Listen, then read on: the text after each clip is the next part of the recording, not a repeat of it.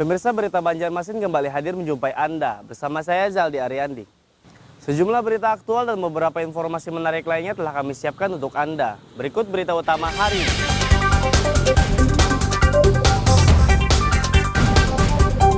Pembunuhan wanita hamil di Kabupaten Kota Baru direkonstruksi.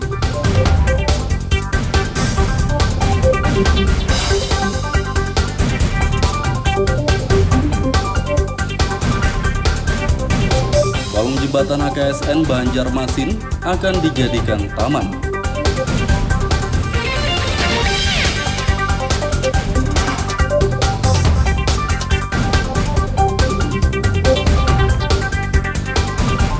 Warga Hegar Manah Tabalong mendapat bantuan 10.000 bibit ikan nila.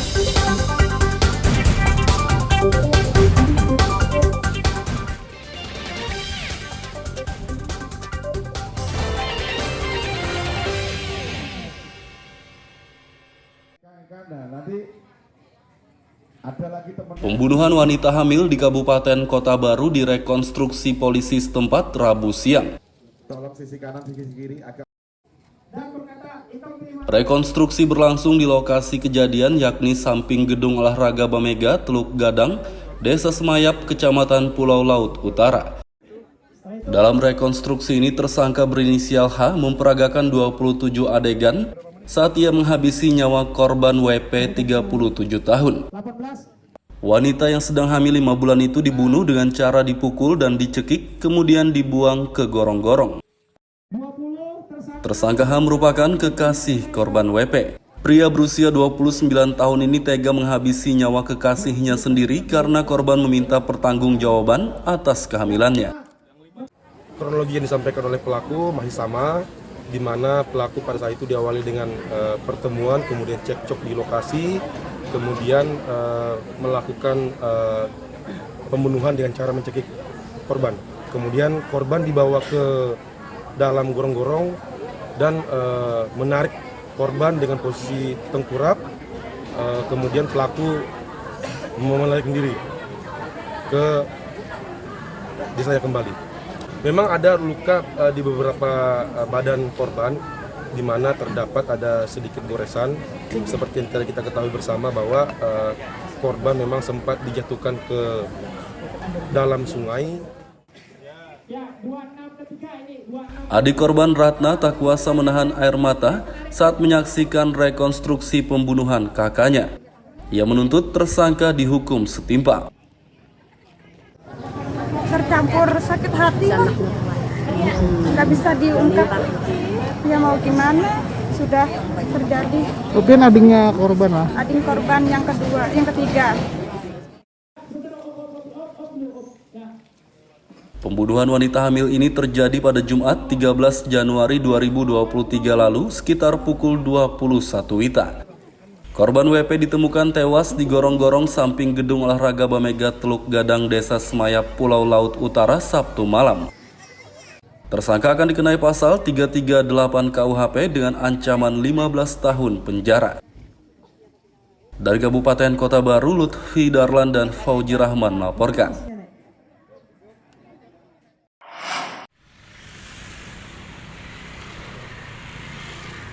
Kolong jembatan HKSN di kawasan Queen Utara Banjarmasin akan dijadikan taman oleh pemerintah setempat.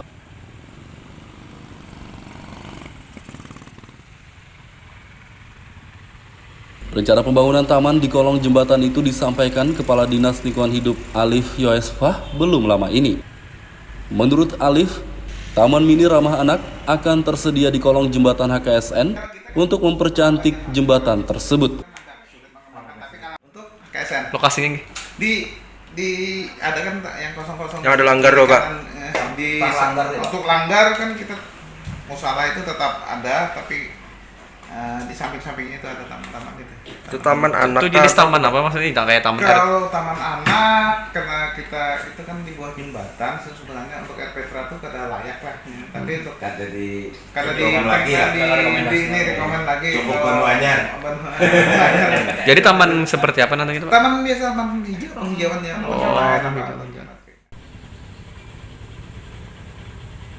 Jembatan HKSN yang menghubungkan Kecamatan Banjarmasin Barat dan Utara ini diresmikan pada April 2022 lalu. Pembangunan taman di kolong jembatan tersebut akan dimulai dalam waktu dekat. Dari Banjarmasin, Lutfi Darlan dan Fudail melaporkan.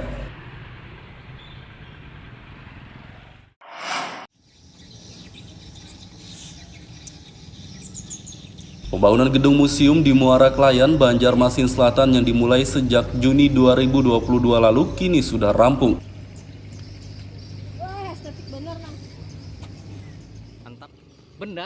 Gedung museum yang menelan anggaran 3,8 miliar rupiah ini akan diresmikan dalam waktu dekat. Kepala Disbud Porapar, Iwan Fitriadi mengatakan, museum tersebut akan diisi benda bersejarah dan benda pusaka yang dihibahkan oleh warga. Terus terang saja, pemilik yang terdahulu itu di 2019 kemarin kan ada tokoh masyarakat, tokoh Banjar ini ada kurang lebih 70-an 70-an semacam benda-benda pusaka, benda-benda bersejarah lah ada dimiliki, dan benda-benda itu katakanlah dihibahkan lah, bahasanya mungkin dihibahkan atau seperti apa oleh si pemilik kepada museum itu. Jadi kalau beliau menjual kada, cuman ditempatkan di museum. Minta jagakan lah. Berapa?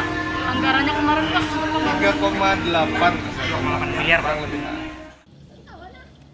Iwan Fitriadi berharap kehadiran museum ini dapat mendongkrak perekonomian masyarakat sekitar. Dari Banjarmasin, Lutfi Darlan dan Fudail melaporkan.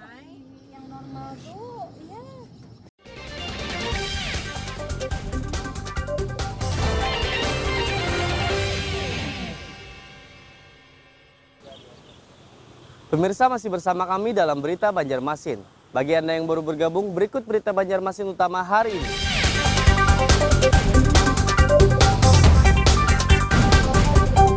Pembunuhan wanita hamil di Kabupaten Kota Baru direkonstruksi.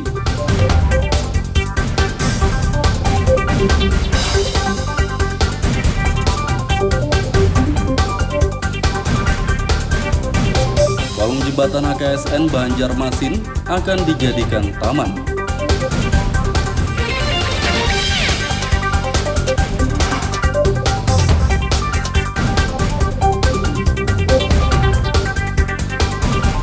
Warga Hegarmanah Tabalong mendapat bantuan 10.000 bibit ikan nila.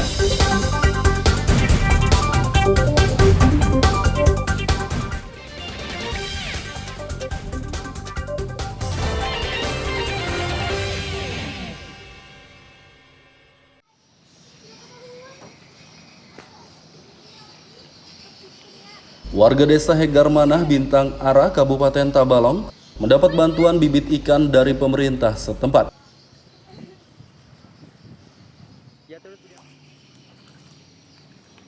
Bantuan bibit ikan air tawar jenis nila berjumlah 1.000 ekor diserahkan kepada warga belum lama ini. Warga akan membudidayakan bibit ikan tersebut di keramba apung sungai. Sebagian hasilnya untuk dikonsumsi dan sebagian untuk dijual. Besar amal kebutuhan ada penjual, ada pembelinya, kami jual sebagian, yang sebagiannya kemudian bikin dikonsumsi di rumah. Soalnya di sini kadang-kadang kami memakan ikan itu dari bawah, itu dari pedagang-pedagang yang naik ke sini. Biasanya untuk kondisi di karamba itu biasanya umur 3 bulan sampai 3 bulan setengah sudah sampai 2 on sampai 3 on. Berarti sudah ukuran panen. Berarti tergantung ukurannya berarti Pak? Iya, tergantung ukurannya dan tergantung apa ini. Biasanya kan per ekor itu untuk konsumsi keluarga itu biasanya cukupnya 2 on setengah, 2 on setengah. Untuk orang 2 atau orang 3 kan biasanya pas. Biasanya. Bantuan bibit ikan ini untuk meningkatkan kemandirian warga Hegarmanah dan menguatkan perekonomian mereka. Dari Kabupaten Tabalong, Lutfi Darlan melaporkan.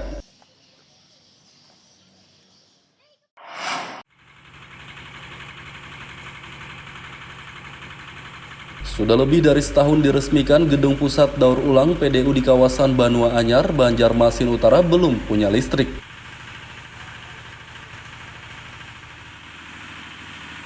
Akibat belum ada listrik, aktivitas daur ulang sampah di gedung PDU ini jadi terkendala. Sebelumnya alat penghancur sampah di PDU ini sempat dioperasikan dengan mesin diesel, namun tidak bertahan lama karena biaya yang dikeluarkan membengkak.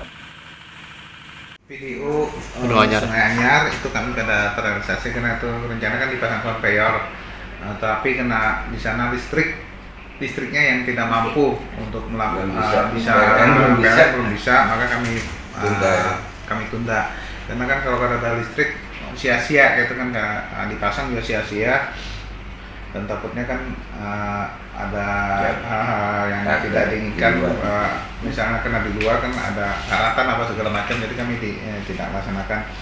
Kemudian ada juga untuk pembuatan saluran gas metan yang dihasilkan oleh di TPA itu untuk dibuat. Dinas Lingkungan Hidup akan mengupayakan pemasangan instalasi listrik di gedung PDU tahun 2023 ini. Dari Banjarmasin, Lutfi Darlan dan Hudail melaporkan.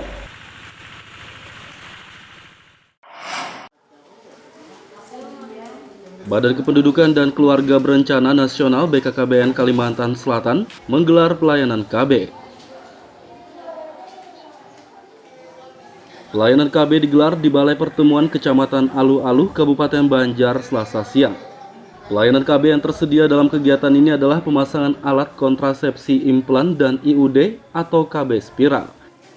Puluhan warga antusias mengikuti pelayanan KB untuk mencegah kehamilan yang tidak diinginkan. Supaya supaya enggak isi aja kan. Semoga ibu-ibu yang ada sekarang ini kan lebih memikirkan ke depannya untuk mempunyai anak lebih kayak gitu, nah supaya kan kalau KB ini kan menguntungkan bagi perempuan. Ya, untuk target di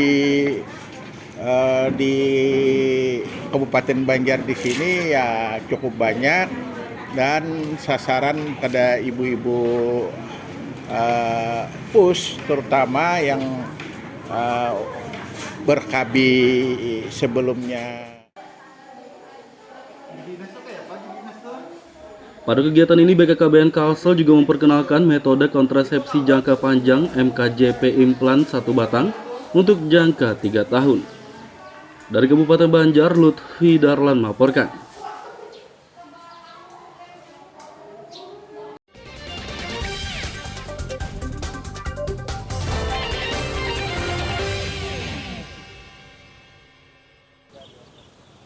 Pemirsa masih bersama kami dalam Berita Banjarmasin. Bagi Anda yang baru bergabung, berikut Berita Banjarmasin utama hari ini.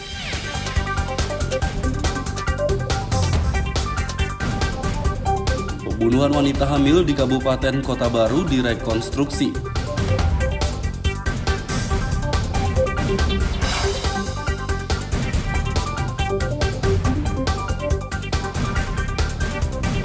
Kolong jembatan HKSN Banjarmasin akan dijadikan taman.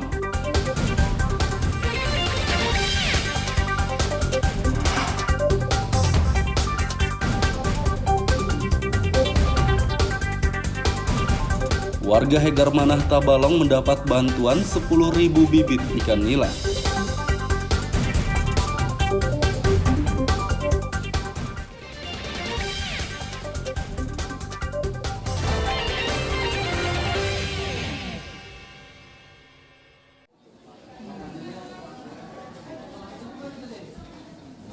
Pemerintah Kabupaten Tabalong mulai memberlakukan aturan baru tentang dokumen kependudukan. Aturannya adalah dokumen kependudukan harus dilengkapi kode batang atau barcode. Kini sebagian dokumen baru yang diterbitkan di Sdukcapil sudah menggunakan kode batang atau barcode. Tujuan penggunaan barcode pada dokumen kependudukan untuk memudahkan warga karena dokumen kependudukan tersebut tidak perlu lagi dilegalisir. Nah, ini pun masih belum tersosialisasikan dengan bagus ya, tapi sudah mulai kita lakukan. Bahwa ketika dokumen-dokumen kependudukan dengan barcode itu tidak perlu lagi legalisir. Karena sebenarnya ketika di scan barcode ini kan otomatis kebaca semua tuh bahwa ini memang asli. Adapun dokumen kependudukan yang sudah menggunakan barcode diantaranya KTP elektronik, kartu keluarga, dan akta kelahiran. Dari Kabupaten Tabalong, Lutfi Darlan melaporkan.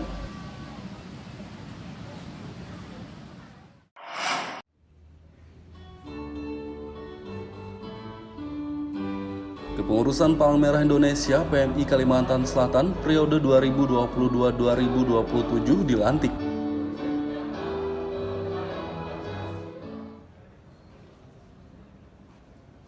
Pelantikan kepengurusan PMI berlangsung di Gedung Mahligai Pancasila Banjarmasin Rabu siang. Kepengurusan PMI Kalsel dilantik oleh Ketua Umum PMI Yusuf Kala.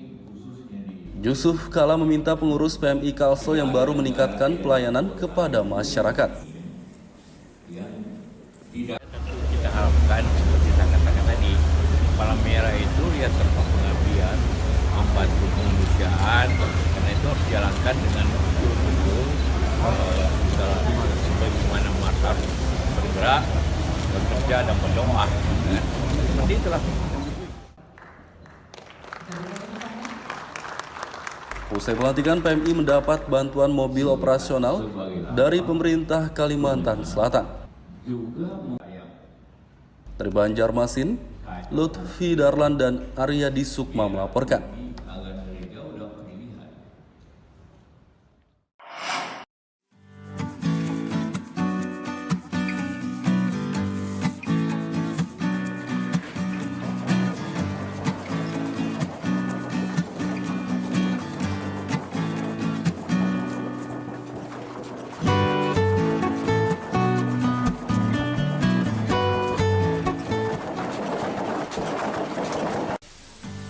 Tumbuhan purun merupakan jenis tumbuhan liar yang biasanya tumbuh di daerah dataran rendah seperti di lahan hutan galam atau lahan pertanian. Tumbuhan ini biasanya digunakan untuk membuat berbagai macam kerajinan anyaman seperti bakul, tikar, topi, tas, dan berbagai macam kerajinan lainnya. Kerajinan anyaman purun biasanya ditekuni oleh kaum ibu-ibu petani seperti di Kabupaten Batola ini. Penganyaman tumbuhan purun menjadi kerajinan merupakan kegiatan yang biasa mereka lakukan sehari-hari di sela waktu mereka bertani.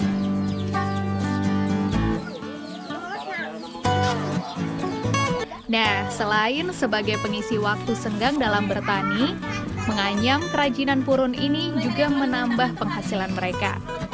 Untuk membuat kerajinan anyaman purun, purun terlebih dahulu dijemur hingga kering dan layu, sehingga tidak mengandung kadar air lagi di dalamnya. Kemudian purun dipilah sesuai ukuran, baik besar dan panjangnya yang berbeda-beda. Setelah dipilih, purun selanjutnya diikat. Kemudian ditumbuk menggunakan mesin tumbuk atau bisa juga secara manual dengan menggunakan kayu.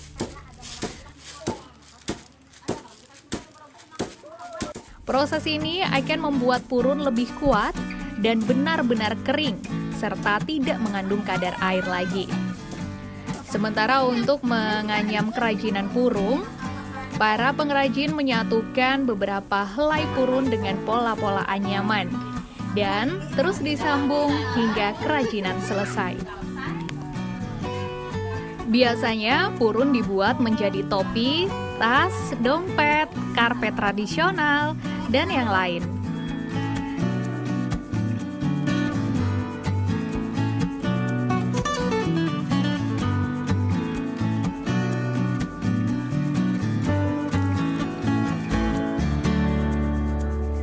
Salah seorang pengrajin anyaman purun, yaitu Erna, mengatakan membuat kerajinan purun merupakan kegiatan sampingan selain bertani. Dengan menganyam purun, dia mendapatkan tambahan penghasilan untuk kebutuhan sehari-hari keluarganya. Kalau selain membuat buat ikan ini apa biasanya? Itu abah rumah petani kita habis tanam ini yang sampingannya lagi.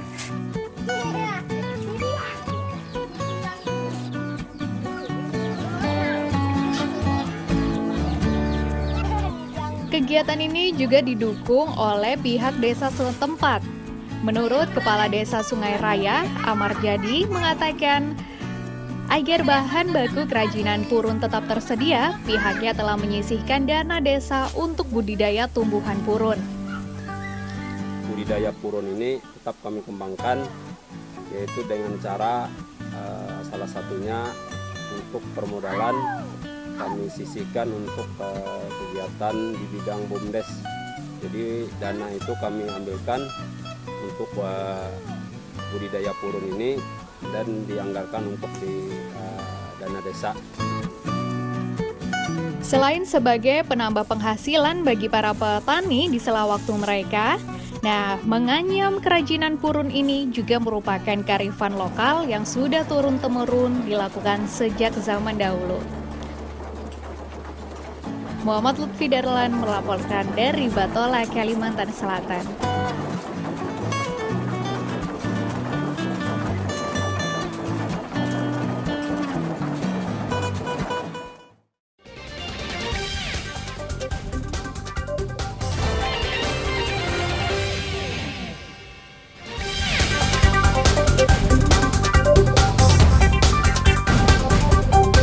Pembunuhan wanita hamil di Kabupaten Kota Baru direkonstruksi.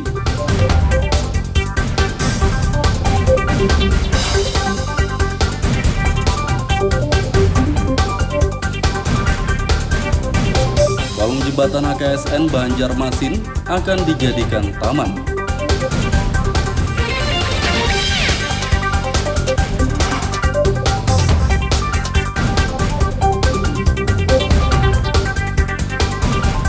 Warga Hegar Manah Tabalong mendapat bantuan 10.000 bibit ikan nila.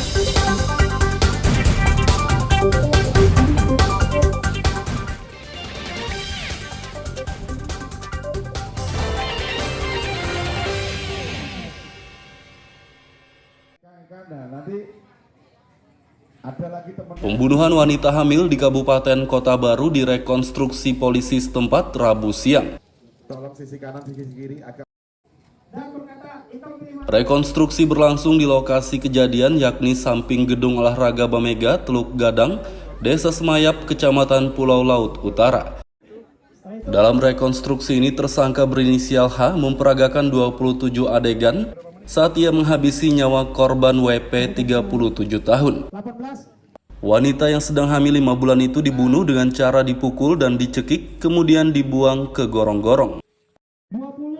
Tersangka H merupakan kekasih korban WP. Pria berusia 29 tahun ini tega menghabisi nyawa kekasihnya sendiri karena korban meminta pertanggungjawaban atas kehamilannya. Kronologi yang disampaikan oleh pelaku masih sama, di mana pelaku pada saat itu diawali dengan pertemuan, kemudian cekcok di lokasi, kemudian melakukan pembunuhan dengan cara mencekik korban. Kemudian korban dibawa ke dalam gorong-gorong dan menarik korban dengan posisi tengkurap, kemudian pelaku melarikan diri ke desanya kembali. Memang ada luka di beberapa badan korban, di mana terdapat ada sedikit goresan. Seperti yang tadi kita ketahui bersama bahwa korban memang sempat dijatuhkan ke dalam sungai. Adik korban Ratna tak kuasa menahan air mata saat menyaksikan rekonstruksi pembunuhan kakaknya. Ia menuntut tersangka dihukum setimpal. Tercampur sakit hati lah, nggak bisa diungkap. Ya mau gimana, sudah terjadi. Mungkin adiknya korban lah. Adik korban yang ketiga. Pembunuhan wanita hamil ini terjadi pada Jumat 13 Januari 2023 lalu sekitar pukul 21 WITA. Korban WP ditemukan tewas di gorong-gorong samping Gedung Olahraga Bamega, Teluk Gadang, Desa Semayap, Pulau Laut Utara, Sabtu malam. Tersangka akan dikenai pasal 338 KUHP dengan ancaman 15 tahun penjara. Dari Kabupaten Kota Baru, Lutfi Darlan dan Fauji Rahman melaporkan.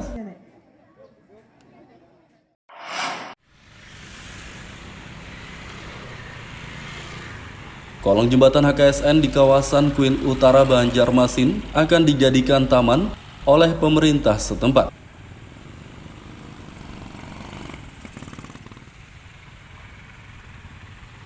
Rencana pembangunan taman di kolong jembatan itu disampaikan Kepala Dinas Lingkungan Hidup Alif Yoesfah belum lama ini.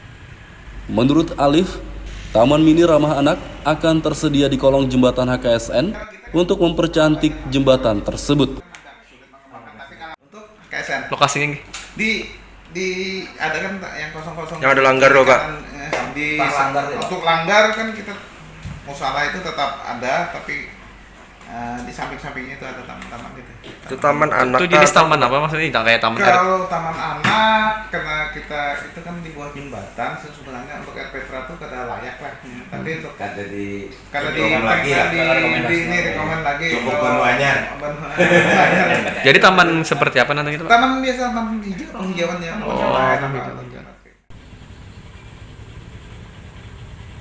Jembatan HKSN yang menghubungkan Kecamatan Banjarmasin Barat dan Utara ini diresmikan pada April 2022 lalu. Pembangunan taman di kolong jembatan tersebut akan dimulai dalam waktu dekat.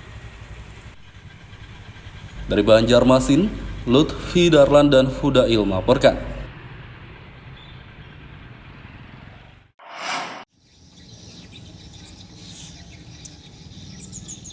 Pembangunan gedung museum di Muara Klayan, Banjarmasin Selatan yang dimulai sejak Juni 2022 lalu kini sudah rampung.